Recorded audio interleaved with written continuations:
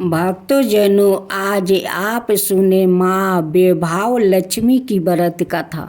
शुक्रवार का दिन माँ वैभव लक्ष्मी को समर्पित होता है। इस दिन माँ लक्ष्मी की पूजा अर्चना और व्रत किया जाता है। माना जाता है कि शुक्रवार के दिन विधि विधान से पूजा करने से माँ लक्ष्मी का आशीर्वाद प्राप्ति होता है और उनका साथ हमेशा बना रहता है। माँ वैभव लक्ष्मी का व्रत वैसे तो कोई भी रख सकता है, मगर जो लोग काफ़ी समय से आर्थिक संकटों का सामना कर रहे हैं और उनकी परेशानी दूर नहीं हो रही है, या फिर उन्हें सही रास्ता नजर नहीं आ रहा है, उन लोगों को हर शुक्रवार या व्रत पूरी श्रद्धा के साथ करना चाहिए। घर में दरिद्रता, कलेश, धन संकट, व्यापार में बरकत ना होने जैसी विपत्तियों से छुटकारा पाने के लिए हर शुक्रवार माँ वैभव लक्ष्मी का व्रत और पूजा करने का विधान है। कहा जाता है कि अगर लंबे समय के बाद भी किया जा रहे प्रयासों के बाद भी अगर कोई काम नहीं बन पा रहा है, तो व्यक्ति को वैभव लक्ष्मी का व्रत जरूर करना चाहिए। इस व्रत को पुरुष और स्त्री दोनों ही कर सकते हैं। सुहागिन स्त्रियों के लिए यह व्रत ज़्यादा शुभकारी माना जाता है। व्रत का संकल्प लेने के दौरान मन में अपनी मनोकामनाओं अवश्य कहनी चाहिए। भक्त को अपनी श्रद्धा और सामर्थ्य अनुसार 9, 11 या 21 शुक्रवार तक माँ वैभव लक्ष्मी का व्रत जरूर करना चाहिए। शुक्रवार के दिन महिलाओं को ब्रह्म मुहूर्त में उठ जाना चाहिए। सभी नित्य कर्मों से निवृत्त होकर स्नादि कर ले। इसके बाद साफ वस्तु धारण करे और मंदिर की साफ सफाई कर ले। माँ लक्ष्मी का ध्यान करे और व्रत का संकल्प ले। पूरे दिन फलाहार कर आप व्रत कर सकते हैं। पूरे दिन उपवास के बाद शाम के समय फिर से स्नान करें। शाम के पूजा करने के लिए पूर्व दिशा की तरफ मुंह करके बैठ जाइए। इसका बाद चौकी पर लाल कपड़ा बिछाए और उस पर वैभव लक्ष्मी की तस्वीर या मूर्ति स्थापित करें। मूर्ति के पीछे या बगल में श्रृंगार रखें। मूर्ति या तस्वीर के सामने एक मिट्टी भर कर चावल का ढेर रख दे। इस पर पानी से भरा हुआ लंबे का कलश रख दे। कलश के ऊपर एक छोटी कटोरी रखे। इसमें सोने या चांदी का कोई आभूषण रख दे। वैभव लक्ष्मी के समक्ष लाल चंदन, गंध लाल वस्तु, लाल फूल अवश्य रखे। प्रसाद में गाय के दूध से निर्मित चावल की खीर बनाए। अगर आप खीर नहीं बना पाए हैं तो सफ़ेद मिठाई का भोग भी लगा दे। पूजा के बाद लक्ष्मी स्तवन का पाठ, चालीसा और आरती करे। साथ ही माँ के नियम मंत्र का जप भी करे। खूब सुंदर आज कथा सुने एक कुम्हार और माँ तुलसी का। एक राजा का राज्य में एक कुम्हार अपना परिवार के साथ रहा करता था। कुम्हार का पत्नी माँ तुलसी का परम भक्त थी। सूत उठकर माँ तुलसी का प्रणाम करती, माँ तुलसी का पूजा पाठ करती। कुम्हार मिट्टी का बर्तन बनाने के लिए नया रोजगार खोला था। कुम्हार का एक ही भूल हुआ था कि वो नया रोजगार खोला था तो उस आवा का वो पूजा नहीं किया था। कुम्हार रोज मिट्टी का बर्तन बनाता और उस आवा में लगा देता, लेकिन उनकी तो सारा गोईठा जल जाता, लेकिन उनकी मिट्टी का बर्तन काचा ही रह जाता। वो हमेशा आवा में डालता, हमेशा ही काचा रह जाता। कुम्हार कहने लगे अपना पत्नी से कि मैं रोज गोईठा इतना ऊपर सजाता हूँ, फिर भी बर्तन मेरा नहीं पकता है। अगर ऐसा ही चलता रहेगा तो हम लोग का संसार कैसे चलेगा। कुम्हार का पत्नी अपना पति को समझाती है कि आप चिंता मत करें, मेरा तो पूरा माँ तुलसी पर और अग्नि देव पर विश्वास है। वो एक दिन ना एक दिन जरूर आपका बर्तन पाकेगा। कुम्हार कहने लगे कि पाकेगा, लेकिन कब पाकेगा? मैं कब बाजार में अपना बर्तन बेचूंगा? कब मैं व्यवसाय करूंगा? ऐसा ही रहेगा तो मैं कैसे बाजार में ले जाऊंगा? कैसे बेचूंगा? कैसे अपना संसार चलाऊंगा? अपना बच्चों को पोषण पालन कैसे करूंगा? एक दिन कुम्हार को इतना दुखी देखकर उनकी पत्नी और उनकी दोनों बच्चा बहुत दुखित हो गया। दोनों बच्चा कहने लगे कि हम लोग का पिताजी कितना दुखित है, वो कितना हम लोग के बारे में सोच रहे हैं। हम लोग के अगर बर्तन नहीं पाकेगा तो पिताजी कैसे बाजार में बेचेंगे? कैसे हम लोग का संसार चलेंगे? उनकी पत्नी बहुत समझाती है कि आप इतना चिंता मत कीजिए, आप भगवान पर भरोसा रखिए, अग्नि महाराज पर भरोसा रखिए, माँ तुलसी पर भरोसा रखिए, आपका बर्तन एक दिन ना एक दिन जरूर पाक जाएगा। कुम्हार का परिवार को दुख माँ तुलसी का देखा नहीं गया। माँ तुलसी एक सन्यासिन का भेष धारण करते हुए उनकी सामने आती है और कहती है कि अरे बेटा, तू इतना दुखित क्यों है? तेरा क्या हुआ कि तू इतना दुखित है? तेरा परिवार सारा दुखित है, क्या बात है? कुम्हार कहने लगे कि क्या करूँ सन्यासी माता, मैं तो बहुत दुखित हूँ। मेरा बर्तन काचा ही रह जाता है, रोज आवा लगाता हूँ, आवा का सारा गोईठा जल जाता है, लेकिन मेरा बर्तन नहीं पकता है, वो काचा के काचा ही रह जाता है। मैं क्या करूँ कि मेरा बर्तन पके? अगर मेरा बर्तन नहीं पका तब मेरा परिवार को मैं पोषण पालन कैसे करूँगा? माँ तुलसी उन्हें उपाय बताती है, कहती है कि देख बेटा, अगर आज कोई गाय अपना संतान को जन्म दी होगी, उसी को बच्चा को लेकर उसे आवा में डाल दे और उसमें आग लगा दे, तेरा बर्तन पक जाएगा।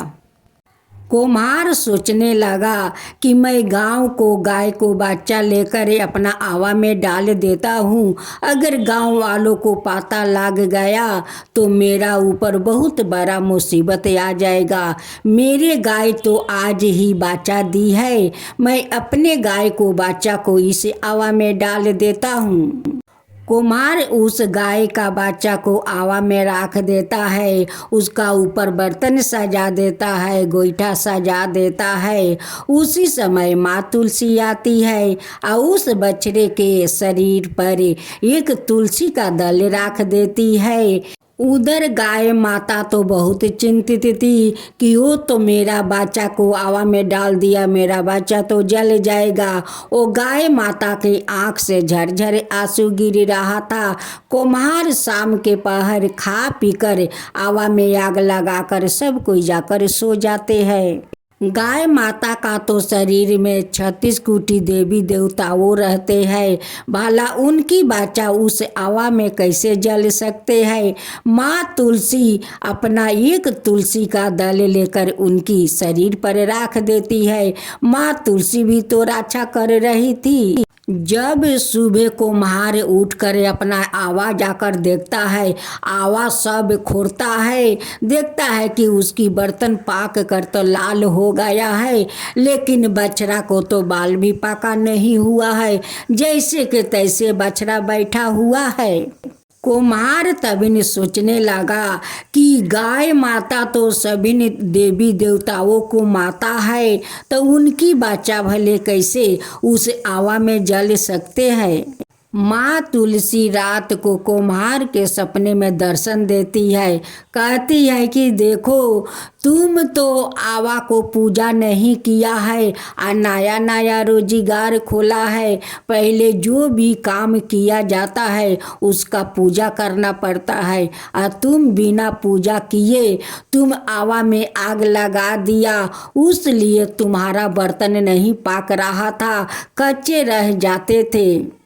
तुम उस गाय को बच्चा को आवा में डाल दिया कि बर्तन पाकेगा, मैं बेच कर अपना संसार चलाऊंगा, अपना बच्चों को पोषण पालन करूंगा। तुम तो ये भी जानते होगे गाय माता सभी देवी देवताओं को माता है, उसलिए सभी देवी देवताओं उस अपना माता को संतान को बचा लिया, वो में जलने नहीं दिया। उसमें मैं भी जाकर उस बच्चे के ऊपर एक तुलसी का दल रख दिया था, मैं उस बच्चा को अपना छाया में रखा था। कुम्हार सपने में हाथ जोड़कर कहने लगे कि माता मुझे क्षमा करे, मुझसे बहुत बड़ा भूल हो गया है कि मैं आवा को पहला पूजा नहीं किया। मैं तो तुम्हारा परिवार को दुख देख कर मैं आई थी तुम्हारे पास सन्यासी रूप में, अब मैं यही उपाय तुम्हें बताकर गया था कि सभी देवता के साथ तुम्हारा पूजा हो जाए, क्योंकि गाय माता को बछड़ा के अगर आग में डाल देती हो तो उससे देवता लोग उस बच्चा को बचाने आएंगे और तुम्हारा बर्तन भी पाक जाएंगे। कुम्हार हाथ जोड़कर कहने लगा कि माता आप तो आई थी, मैं जैसा हारी बनाता हूँ मिट्टी को, वैसे ही तो आपका हाथ में एक मिट्टी का बर्तन था, मैं आपको पहचान नहीं पाया माता, पहचान नहीं पाया। आप जो सन्यासिनी रूप में था, मैं तो समझा कि आप सन्यासिनी है। माँ तुलसी कहने लगी कि मेरा अगर भक्त का परिवार इतना दुखी रहता है तो मैं कैसे सुखी रह सकती हूँ, उसलिए मैं तुम्हें सन्यासी रूप धारण करते हुए हाथ में मिट्टी का हारी लेकर तुम्हें ये उपाय बताने के लिए मैं स्वयं आई थी। तुम एक काम करो, अग्नि महाराज के तुम पूजा करके तब दूसरा दिन तुम आवा लगाना। अग्नि महाराज का पूजा के बारे में बताकर माँ तुलसी अंतर्ध्यान हो जाती है। जब कुम्हार को अग्नि टूटा था अपना पत्नी से उस सपना के बात कहने लगे। पत्नी कहने लगी कि माँ तुलसी आपको सपने में आई थी, ये सारे बात बताई थी, तो आप क्यों नहीं पहले आवा को पूजा किया। कुम्हार कहने लगे कि मेरा दिमाग से निकल गया कि मैं पहला आवा को पूजा नहीं किया और बर्तन पकाने चल दिया था। कुम्हार का परिवार दूसरा दिन उस आवा को अग्नि महाराज को पूजा करते हैं। पूजा करने के बाद आवा में बर्तन पकाने लगा। उनकी बर्तन पाक कर एकदम लाल हो जाता, वो बाजार में बेचने लगा, अपना परिवार को पोषण पालन अच्छे से करने लगा। उनकी पत्नी या उनकी सारा परिवार माँ तुलसी का धाम धूम से पूजा करते हैं, उनकी आरती करते हैं, अड़ोस पड़ोस के बुलाकर सभी को प्रसाद खिलाते हैं। आज जो हम लोग खुश है माँ तुलसी के कारण हम लोग खुश है। नहीं माँ तुलसी सन्यासी रूप में आती, नहीं उपाय बताती, और नहीं हम लोग का बर्तन पकता, और नहीं हम लोग आज इतने खुश होते। हे माँ तुलसी, जैसे आप उस कुम्हार पर कृपा की वैसा ही सब पर कृपा करना। हे माँ तुलसी, जो आपका कथा कहे, जो सुने, जो हुंकर भरे, उन सब का ऊपर कृपा करना। हे माँ तुलसी, सब का ऊपर कृपा करना। माँ तुलसी की जय हो, माँ तुलसी की जय हो।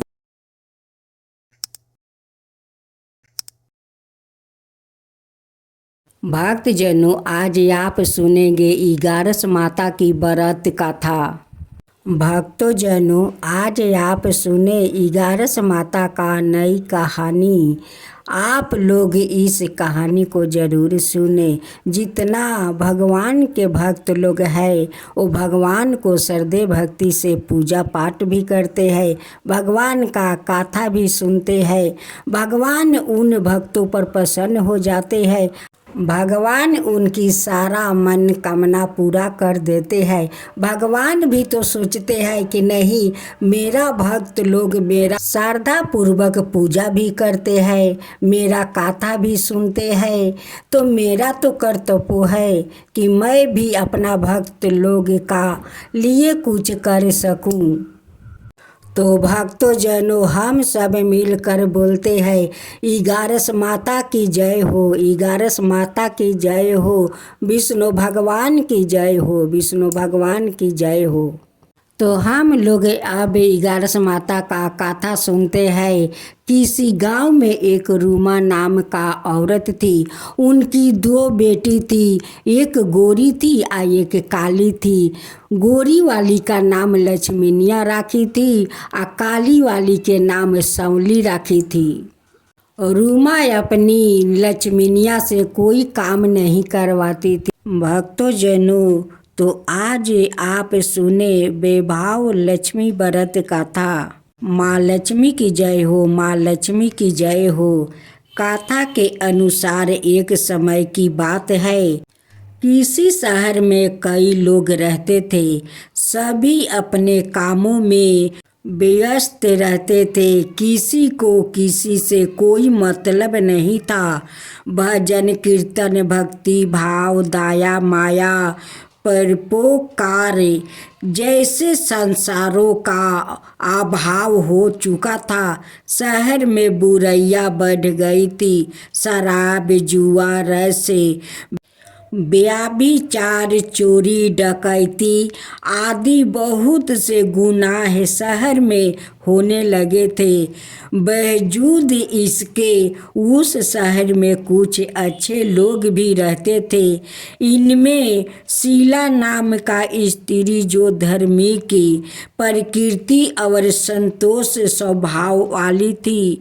उनका पति भी विवेकी और सुशील था। शीला और उसका पति कभी किसी की बुराई नहीं करते थे और भगवान का भजन करने में अच्छी तरह समय व्यतीत कर रहे थे। शहर के लोग उनकी गृहस्थी की सराहना करते थे। देखते ही देखते समय बदल गया। शीला के पति की अच्छी संगति बुरी में बदल गई। अब वो जल्दी से जल्दी करोड़पति बनने के ख्वाब देखने लगा। इसलिए वो गलत रास्ते पर चल पड़ा और फलस्वरूप उसकी हालत भिखारी जैसे हो गई। शराब जुए रस सारस गांजा आदि बुरी आदतों में शीला का पति भी फंस गया। दोस्तों के साथ उसे भी शराब की आदत लग गई। इस प्रकार उसने अपना सब कुछ जुए में गंवा दिया। शीला इस बात से बेहद चिंतित रहने लगी, लेकिन उसे भगवान पर भरोसा था।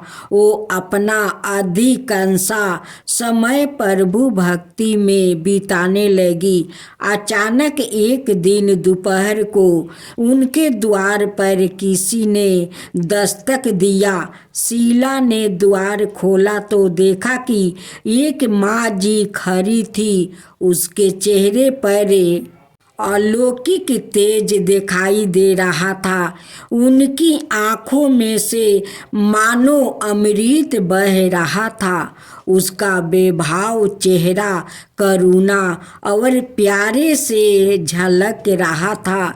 उसको देखते ही शीला के मन को शांति महसूस हुई और उसके रोम रोम में आनंदमयी हो उठा। शीला उस माँ जी को आदर के साथ घर ले आई। घर में बैठाने के लिए कुछ भी नहीं था। अतः शीला ने एक फटी हुई चादर पर उसको बैठाया। माँ जी बोली, क्या शीला, मुझे पहचाना नहीं? हर शुक्रवार को लक्ष्मी जी के मंदिर में भजन कीर्तन के समय मैं भी वहाँ आती हूँ। इसके मौजूद शीला कुछ समझ नहीं पा रही थी। फिर माँ जी बोली, तुम बहुत दिनों से मंदिर नहीं आई, इसलिए मैं तुम्हें देखने चली आई। माँ जी के प्रेम भरे शब्दों से शीला का हृदय पिघल गया। उसकी आंखों में आंसू आ गया और वो बिलख बिलख कर रोने लगी। माँ जी ने कहा, बेटी, सुख और दुख तो धूप और जैसे होते हैं। धैर्य रखो बेटी, मुझे तेरी सारी परेशानी पता है। माँ जी के व्यवहार से शीला को काफ़ी संबल मिला और सुख की आशा में उसने माँ जी को अपनी सारी कहानी कह सुनाई। माँ जी के व्यवहार से शीला को काफ़ी सुकून मिला और उसने माँ जी को अपनी सारी कहानी सुनाई। शीला के पूछने पर माँ जी ने उसे व्रत की सारी विधि भी बताई। माँ जी ने कहा, बेटी, माँ लक्ष्मी का व्रत बहुत सरल है। उसे वरद लक्ष्मी व्रत या वैभव लक्ष्मी व्रत कहा जाता है। यह व्रत करने वाले की सब मनोकामना पूर्ण होती है। वो सुख संपत्ति और यश प्राप्ति करता है। शीला यह सुनकर आनंदित हो गई। शीला ने संकल्प करके आंखें खोली तो सामने कोई नहीं था। वो सोच में पड़ गई कि माँ जी कहाँ गई। शीला को तत्काल यह समझते देर नहीं लगी कि माँ जी और कोई नहीं थी, साक्षात लक्ष्मी जी ही थी। दूसरे दिन शुक्रवार था। सुबह स्नान करके स्वच्छ कपड़े पहनकर शीला ने माँ जी द्वारे बताई विधि से पूरे मन से व्रत किया। आखिरी में प्रसाद वितरण हुआ। यह प्रसाद पहले पति को खिलाया। प्रसाद खाते ही पति के स्वभाव में काफ़ी फर्क आ गया। उस दिन उसने शीला को मारा नहीं, सताया भी नहीं। शीला को बहुत आनंद हुआ। उनके मन में वैभव लक्ष्मी व्रत के लिए श्रद्धा बढ़ गई। शीला ने पूर्ण श्रद्धा भक्ति से 21 शुक्रवार तक वैभव लक्ष्मी व्रत किया। 21वां शुक्रवार को माँ जी के कहे मुताबिक उद्यापन विधि करके 7 स्त्रियों को वैभव लक्ष्मी व्रत की 7 पुस्तक उपहार में दी। फिर माँ जी के धन लक्ष्मी स्वरूप की छवि को वंदन करके भाव से मन ही मन प्रार्थना करने लगी, हे माँ धन लक्ष्मी, मैंने आपका वैभव लक्ष्मी व्रत करने की मन्नत मांगी थी, वो व्रत आज पूर्ण किया है। हे माँ मेरी हर विपत्ति दूर करो, हमारा सबका कल्याण करो, जिसे संतान ना हो उसे संतान देना, सौभाग्यवती स्त्री का सौभाग्य अखंड रखना, कुंवारी लड़कियों को मन भावन पति देना, जो आपका यह चमत्कारी वैभव लक्ष्मी व्रत करे उनकी सब विपत्ति दूर करना, सभी को सुखी करना। हे माँ आपकी महिमा अपरंपार है। ऐसा बोलकर लक्ष्मी जी के धन लक्ष्मी स्वरूप की छवि को प्रणाम किया। व्रत के प्रभाव से शीला का पति अच्छा आदमी बन गया और कड़ी मेहनत करके व्यवसाय करने लगा। उसने तुरंत शीला के गिरवी रखे गहने चुरा लिया। घर में धन की वृद्धि हुई। घर में पहले जैसी सुख शांति छा गई। वैभव लक्ष्मी व्रत का प्रभाव देखकर महलों की दूसरी स्त्रियां भी विधि पूर्वक वैभव लक्ष्मी व्रत करने लगी। आज आप सुने खूब सुंदर माँ संतोषी की व्रत कथा ननद और भाभी की। एक घर में ननद और भाभी रहती थी। दोनों में बहुत स्नेह थे और दोनों मिलजुल कर अपना घर के सारा काम कर लेती थी। ननद माँ संतोषी की पूजा करती है। शुक्रवार के दिन भाभी ननद को साथ देती है। पूजा में उनकी हाथ बटाती है। पूजा में सारा काम करती है। ननद भाभी में इतना स्नेह था, इतना स्नेह कि वो जो काम करती वो मिलजुल कर करती। लेकिन भाभी संतोषी माता का पूजा नहीं करती थी। उनकी ननद माँ संतोषी के पूजा करती है। उनकी ननद का नाम रोहिणी थी। रोहिणी की माँ कहती है कि रोहिणी काल तो मामा का घर जाना है, तुझे जाना होगा। रोहिणी कहती है कि माँ मैं तो मामा के घर जाऊंगी, लेकिन मेरे माँ संतोषी का ख्याल कौन रखेगा। माँ कहती है कि रोहिणी तेरे भाभी है ना, भाभी तेरे माँ संतोषी का ख्याल रखेगी। उनकी भाभी तो बहुत भोली थी। रोहिणी अपना माँ के साथ मामा के घर जाती है। रोहिणी 5 दिन के लिए मामा के घर गई थी। इधर उनकी भाभी संतोषी का बहुत ख्याल रखती थी, बहुत सेवा जतन करती थी। उनकी प्रतिमा के पास जाती है और कहती है कि संतोषी मैं भोजन बना रही हूँ, तुम जल्दी जल्दी स्नान कर लो, देखो मेरा भोजन अभी अभी तैयार हो जाएगा। कह कर फिर रसोई घर में चली जाती है। फिर थोड़ा देरी के बाद आकर देखती है। कहती है कि माँ संतोषी अभी तक तुम स्नान नहीं की, मेरा भोजन भी तैयार हो गया, जाओ जल्दी से स्नान कर लो।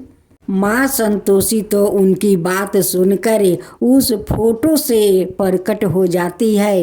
होकर जाकर कहती है कि भाभी बताओ मैं कहाँ स्नान करूँ। भाभी कहती है कि देखो बाल्टी में मैं पानी भर कर रख दी हूँ, जाओ स्नान जल्दी से कर लो। माँ संतोषी आती है, कहती है कि भाभी मैं तो स्नान कर लिया। भाभी कहती है कि थोड़ा ठहर जाओ, तुम्हारे लिए मैं आसन लगा दूं। एक पीढ़ी लगा देती है, उस पर लाल आसन बिछा देती है और कहती है कि अब बैठिए। भाभी हाथ में पंखा ले लेती है और माँ संतोषी को डोलाती है या कहती है कि अब भोजन कीजिए।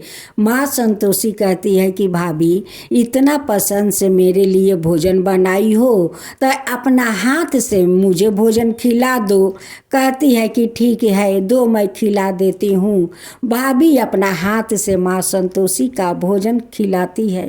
भाभी तो रोहिणी से ज़्यादा माँ संतोषी का ख्याल रखती थी, उन्हें स्नान कराती थी, उन्हें श्रृंगार करती थी, अच्छे अच्छे भोजन बनाकर खिलाती थी। जब रोहिणी 5 दिन पर अपना मामा का घर से लौट कर आती है, दौड़ी दौड़ी माँ संतोषी को देखने जाती है। देखती है कि भाभी तो बहुत अच्छे से ख्याल राखी है, उन्हें अच्छे अच्छे कपड़ा पहनाई है, सोलहो श्रृंगार की है। फिर भी रोहिणी अपना भाभी के पास जाती है, कहती है कि भाभी मेरे संतोषी का अच्छा से ख्याल राखी हो तो। भाभी कहती है कि जाओ ननद जी, अपना संतोषी से पूछ लो कि मैं ख्याल रखती थी या नहीं।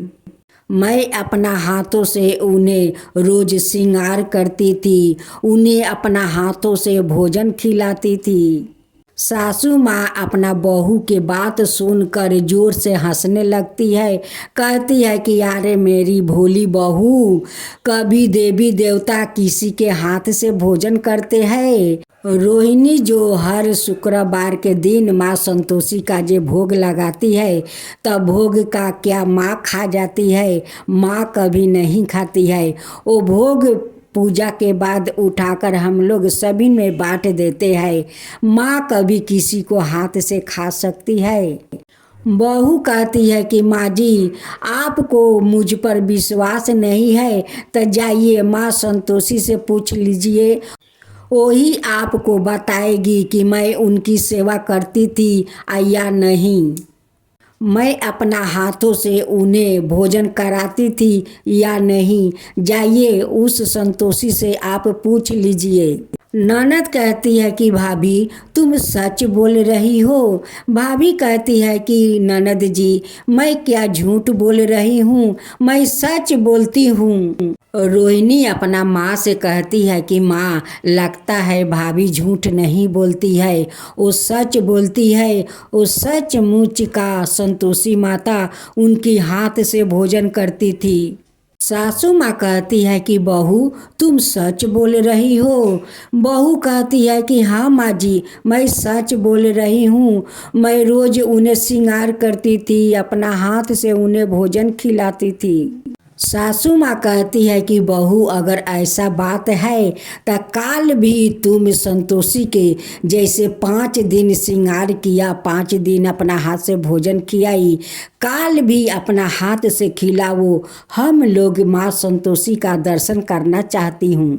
फिर उनकी भाभी सुबह उठती है, घर के काम कर लेती है, नहा धोआ कर संतोषी माता का पूजा कर लेती है। फिर उन्हें भोजन बनाने जाती है तो कहती है कि माँ संतोषी, आप जल्दी से स्नान कर लीजिए, मैं आपके लिए भोजन बनाने जा रही हूँ, आप देरी मत कीजिए। रोहिणी और उनकी माँ छुप कर देख रही थी कि देखती हूँ कि आज माँ संतोषी उनकी हाथ से भोजन करने आती है या नहीं। फिर भोजन बनाकर जाकर देखती है तो कहती है कि संतोषी अभी तक स्नान नहीं किया, भोजन तैयार हो गया है, जल्दी जल्दी स्नान कर लो। संतोषी अपना प्रतिमा से प्रकट होती है कहती है कि भाभी मैं कहाँ स्नान करूं? कहती है कि वहीं पर बाल्टी में पानी भर दिया है, वहीं पर स्नान कर लो।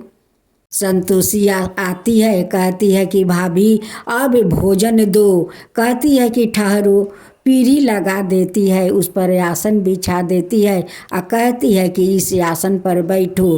बैठ जाती है और वो पंखा डोलाने लगती है। कहती है संतोषी की भाभी आज भी अपना हाथ से मुझे भोजन खिला दो। अपना हाथ से भाभी माँ संतोषी का भोजन खिलाती है। उसी समय माँ बेटी वहाँ पर आ जाती है और दोनों माँ बेटी हाथ जोड़कर माँ संतोषी से क्षमा मांगती है।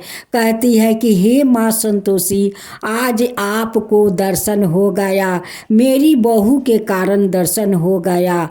ननद कहती है कि माँ, मैं 7 बछर के उम्र से आपका पूजा करती हूँ, आप कभी मुझे दर्शन नहीं दिया, आप मेरे भाभी के हाथ से भोजन करती है। माँ संतोषी कहती है कि रोहिणी, तुम तो पूजा पाठ करती हो, भोग लगाकर चली जाती हो, लेकिन तुम्हारी ये भोली भाभी वो मुझे आकर कहती है कि माँ संतोषी स्नान कर लो। वो मेरे लिए भोजन बनाकर ले आती है, मेरे लिए पीढ़ी लगा देती है, उस पर आसन बिछा देती है, मुझे बैठा कर बड़ा प्यार से वो पंखा डोलाती है। कहती है कि अब आप भोजन कीजिए। मैं तो उनकी हाथ से भोजन कर लेती हूँ, इसलिए उन्हें दर्शन दिया है। माँ संतोषी ननद भाभी को आशीर्वाद देती है और कहती है कि ननद भाभी में ऐसे ही स्नेह बने रहे, सौभाग्यवती बरता रहो, तुम्हारा गोद में जल्द से जल्द संतान आएंगे। कह कर माँ अंतर ध्यान हो जाती है।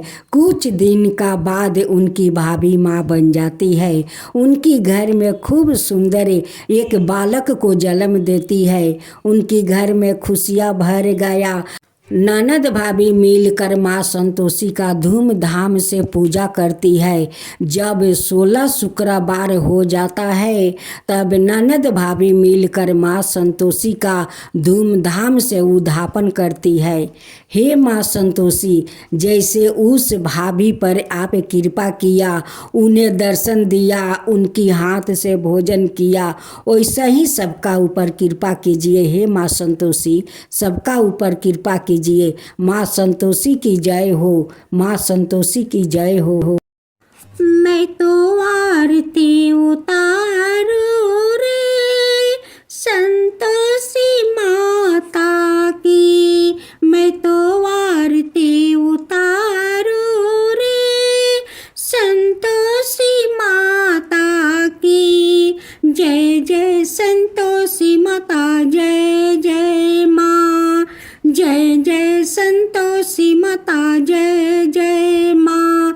बड़ी ममता है, बड़ा प्यारी माँ की आँखों में, बड़ी ममता है, बड़ा प्यारी माँ की आँखों में, बड़ी करुणा माया दुलारी माँ की आँखों में, बड़ी करुणा माया दुलारी माँ की आँखों में। क्यों ना देखूं मैं बारी माँ की आँखों में, क्यों ना देखूं मैं बारी माँ की आँखों में। दिखे हर घड़ी, दिखे हर घड़ी नया चमत्कारी माँ की आँखों में, देखे हर घड़ी नया चमत्कारी माँ की आँखों में। नित्र करो झूम झूम, झूम झुमा झूम झूम, बाकी निहारू रे, बाकी निहारू रे। मैं तो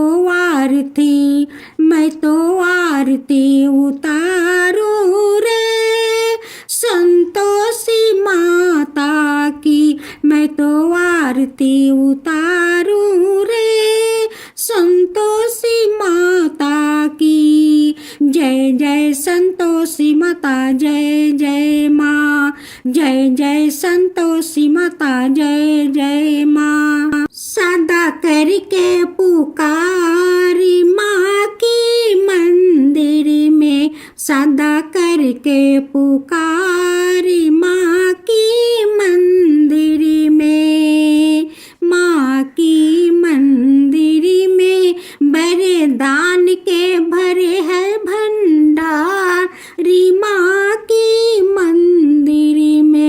बड़े दान के भरे है भंडार माँ की मंदिर में। धूप करो दीप करो प्रेम सहित भक्ति करो जीवन सुधारो रे। धूप करो दीप करो प्रेम सहित भक्ति करो जीवन सुधारो रे। प्यारा प्यारा जीवन सुधारो रे। मैं तो आरती उतारू रे संतोषी माता की। मैं तो आरती उतारू रे संतोषी माता की। जय जय संतोषी माता जय जय माँ। जय जय संतोषी माता जय जय माँ। करती हूँ व्रत मैं तेरी स्वीकार करो माँ। मझधार में मैं अटकी बेड़ा पार करो माँ। बेड़ा पार करो माँ। करती हूँ व्रत मैं तेरी स्वीकार करो माँ। मझधार में मैं अटकी बेड़ा पार करो माँ। हे माँ संतोषी हे माँ संतोषी। बैठी हूँ बड़ी आशा से तुम्हारे दरबार में। बैठी हूँ बड़ी आशा से तुम्हारे दरबार में। क्यों रो रहे तुम्हारे बेटी इस संसार में। क्यों रो रहे तुम्हारे बेटी इस संसार में। पलटा दो मेरी भी किस्मत। पलटा दो मेरी भी किस्मत। चमत्कार करो माँ। मझधार में मैं अटकी बेड़ा पार करो माँ। बेड़ा पार करो माँ। हे माँ संतोषी हे माँ संतोषी। मेरे लिए तो बंद है ये दुनिया के सब राहें। मेरे लिए तो बंद है ये दुनिया के सब राहें। कल्याण जो हो सकती है माँ आप जो चाहे। कल्याण जो हो सकती है माँ आप जो चाहे। चिंता की आग से मेरी उद्धार करो माँ। चिंता की आग से मेरी उद्धार करो माँ। हे माँ संतोषी हे माँ संतोषी। दुर्भाग्य के दीवार के तुम आज हटा दो माँ। तुम आज हटा दो माँ। सबको प्रेम से मेरे को फिर से आपस दिलवा दो। फिर से आपस दिलवा दो। आभागिन नारी से प्यार करो माँ। आभागिन नारी से प्यार करो माँ। करती हूँ व्रत मैं तेरी स्वीकार करो माँ। मझधार में मैं अटकी बेड़ा पार करो माँ।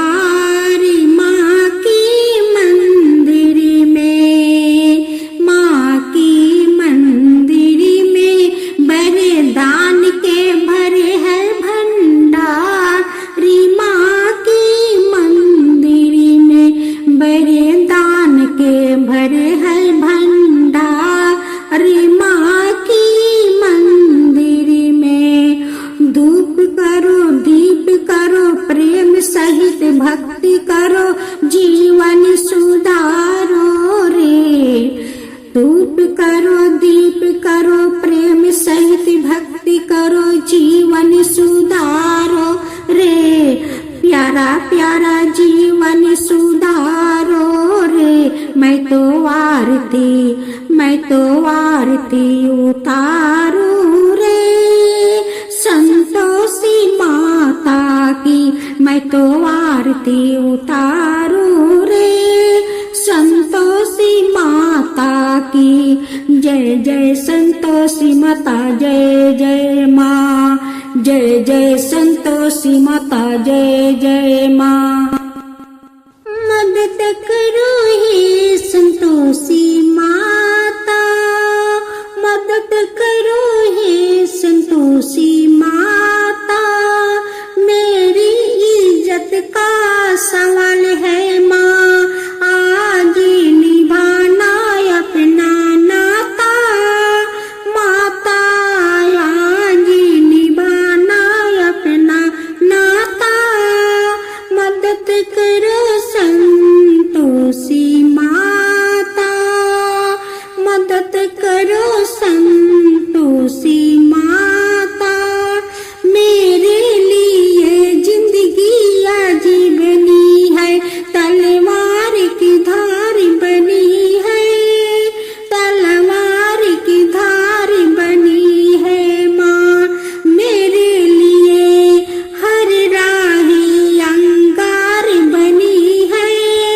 अंगार बनी है माँ मेरे चिता में आग जला दो।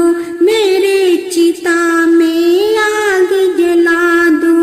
मदद करो संतोषी माता। मदद करो संतोषी माता। मेरे से मत रूसो जगजननी मेरी बिगड़ी बात बनाओ। माँ बिगड़ी बात बनाओ। मेरे माथे पर का काला दाग हटाओ। मेरे काला दाग हटाओ। माँ मेरी मदद करो हे संतोषी माता। मेरी मदद करो हे संतोषी माता। हे जगदम्बे तारो दुनिया मुझे दे रही है ताना। मुझे दे रही है ताना। इम्तिहान लेने का खारा है दुश्मन बन के जवाना। दुश्मन बन के जवाना। इम्तिहान लेने का खारा है दुश्मन बन के जवाना। दुश्मन बन के जवाना। आज का दिन बदनाम न होवे। आज का दिन बदनाम न होवे। कहीं ना मदद करो संतोषी माता। मदद करो संतोषी माता। जहाँ तहाँ कहाँ मत पूछो है संतोषी माँ। अपनी संतोषी माँ। अपनी संतोषी माँ। जल में अचल में भी थल में पथल में भी जहाँ तहाँ कहाँ मत पूछो है अपनी माई। है अपनी माई। अपनी संतोषी माँ। अपनी संतोषी माँ। बड़ी अनोखी चमत्कारनी है अपनी माई। है अपनी माई। राई को पर्वत कर सकते पर्वत को राही। पर्वत को राही। द्वार खुला है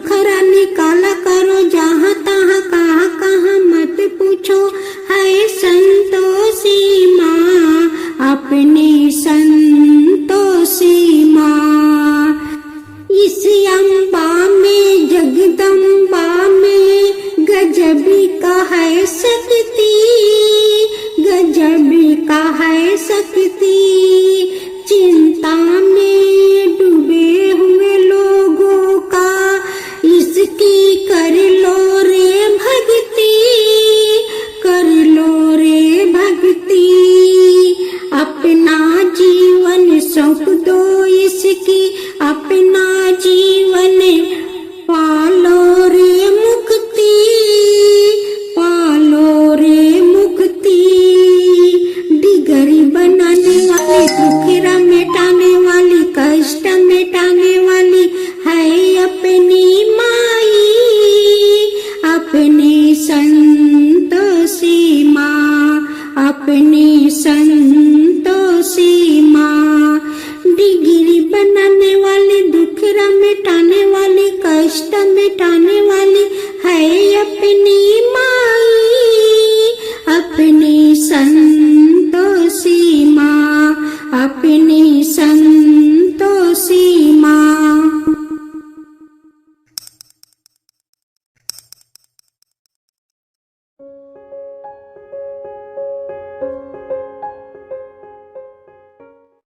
आज आप सुने शुक्रवार के दिन अन्नपूर्णा माँ की व्रत कथा।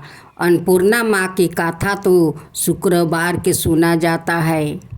शुक्रवार के दिन जो भक्त लोग अन्नपूर्णा माँ के कथा सुनते हैं उन पर अन्नपूर्णा माता बहुत खुश हो जाती है, इसलिए कथा सुनना चाहिए शुक्रवार के दिन। अन्नपूर्णा माँ की जय हो, अन्नपूर्णा माँ की जय हो। एक समय की बात है, काशी निवासी धनंजय की पत्नी का नाम सुलोचना था। उसे अन्याय सब सुख समृद्धि प्राप्ति थे। केवल निर्धनता ही उसके दुख का एकमात्र कारण थी। यह दुख उसे हर समय सताता रहता था।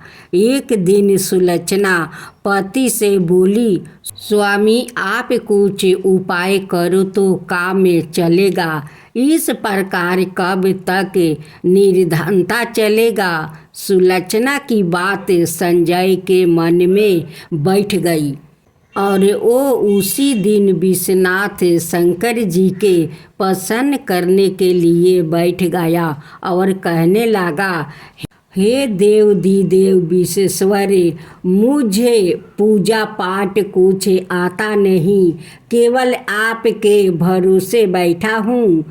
इतनी मिनती करके वो 2-3 दिन भूखे प्यासे बैठा रहा। यह देख कर भगवान शंकर ने उसके कान में अन्नपूर्णा अन्नपूर्णा अन्नपूर्णा इस प्रकार 3 बार कहा। यह कौन क्या कह गया, इसी सोच में धनंजय पड़ गया कि मंदिर से आते ब्राह्मणों को देखकर पूछने लगा, पंडित जी अन्नपूर्णा कौन है। ब्राह्मणों ने कहा, तू अन्न छोड़कर बैठा है सो तुझे अन्न की ही बात सूझती है, जा घर जाकर अन्न ग्रहण कर। धनंजय घर गया, स्त्री से सारी बात कही। वो बोली, नाथ चिंता मत करो, सवाए शंकर जी ने यह मंत्र दिया है, वो सवाए ही खुलासा करेंगे। आप फिर जाकर उनकी आराधना करो। धनंजय फिर जैसा कहा तैसा पूजा में बैठ गया। रात्रि में शंकर जी ने आज्ञा दी और कहा, तू पूर्व दिशा में चला जा। वो अन्नपूर्णा का नाम जपता जाता और रास्ते में फल खाता, झरनों का पानी पीता जाता। इस प्रकार कितने ही दिनों तक चलता गया।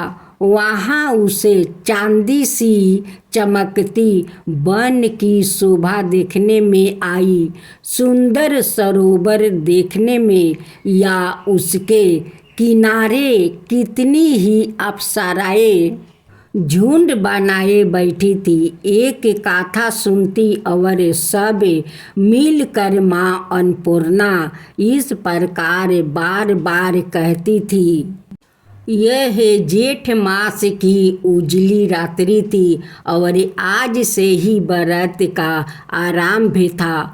जिस शब्द की खोज करने वो निकला था वो उसे वहाँ सुनने को मिला।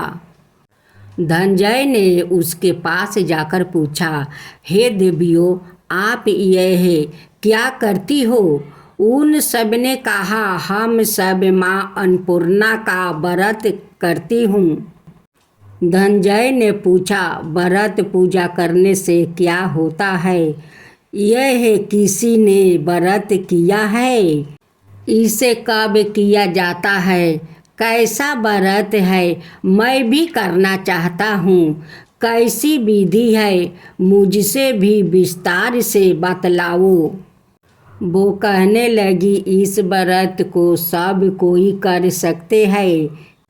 21 दिन तक के लिए 21 गांठ का सूत लेना चाहिए।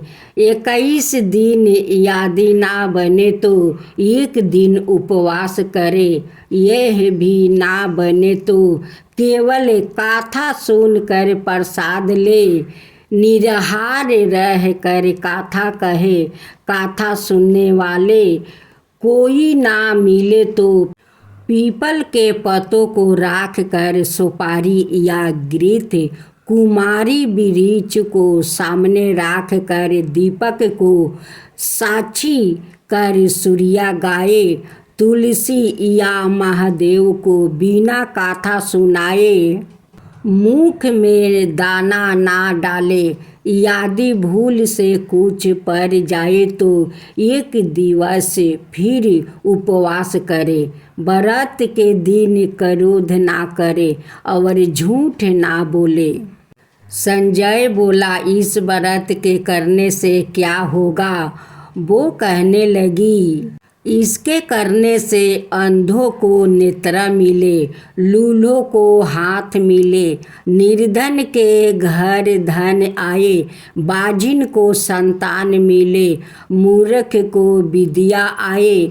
जो जिस कामना से व्रत करे माँ उसकी इच्छा पूरी करती है। वो कहने लगा, बहनों, मेरे पास भी धन नहीं है, विद्या नहीं है, कुछ भी तो नहीं है। मैं तो दुखिया ब्राह्मण हूँ। मुझे इस व्रत का सूत दोगी? हाँ भाई, तेरा कल्याण हो, हम तुम्हें अवश्य दूंगी। ले, इस व्रत का मंगल सूत ले। धनंजय ने व्रत किया। व्रत पूरा हुआ।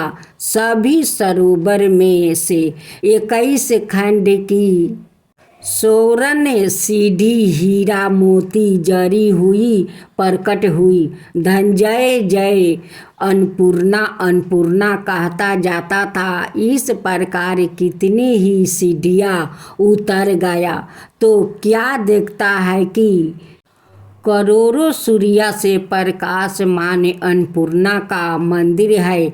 उसके सामने स्वर्ण सिंहासन पर माता अन्नपूर्णा विराजमान है। सामने भिक्षा हेतु शंकर भगवान खड़े हैं। देवगणों चांवर डोलाती है। कितनी ही हथियारों बंधे पहरा देती है। धनंजय दौड़ कर जगदम्बा के चरणों में गिर गया। देवी उसके मन का कैले से जान गई।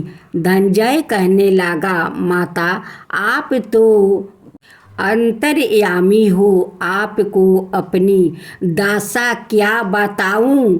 माता बोली, मेरे व्रत किया है, जा संसार तेरा सत्कार करेगा। माता ने धनंजय की जीभा पर विराज मंत्र लिख दिया। अब तो उसके रोम रोम में विद्या प्रकट हो गई। इतने में क्या देखता है कि वो काशी विश्वनाथ के मंदिर में खड़ा है। माँ का वरदान ले धनंजय घर आया। सुलक्षणा से सब बात कही।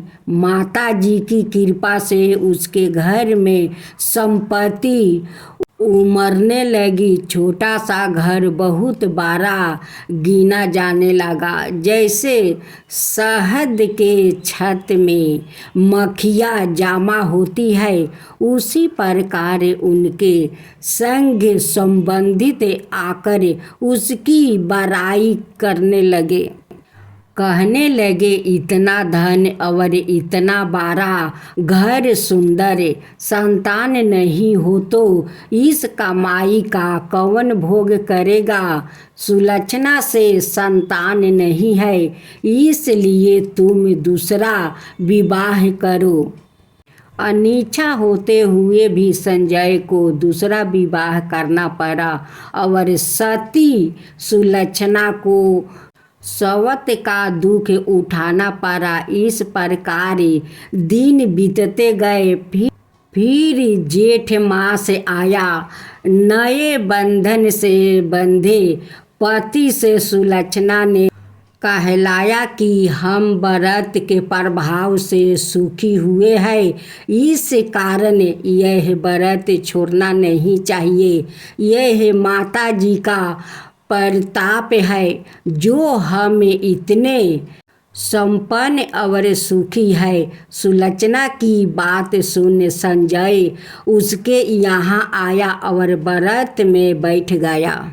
नई बहू को इस व्रत की खबर नहीं थी। वो धनंजय के आने की राह देख रही थी। दिन बीतते गए और व्रत पूर्ण होने में 3 दिवस बाकी थे कि नई बहू को खबर पड़ी। उसके मन में ईर्ष्या की ज्वाला दहकने लगी। सुलक्षणा के घर आ पहुंची और उसने वहां भाग दौड़ मचा दिया। वो धनंजय को अपने साथ ले गई।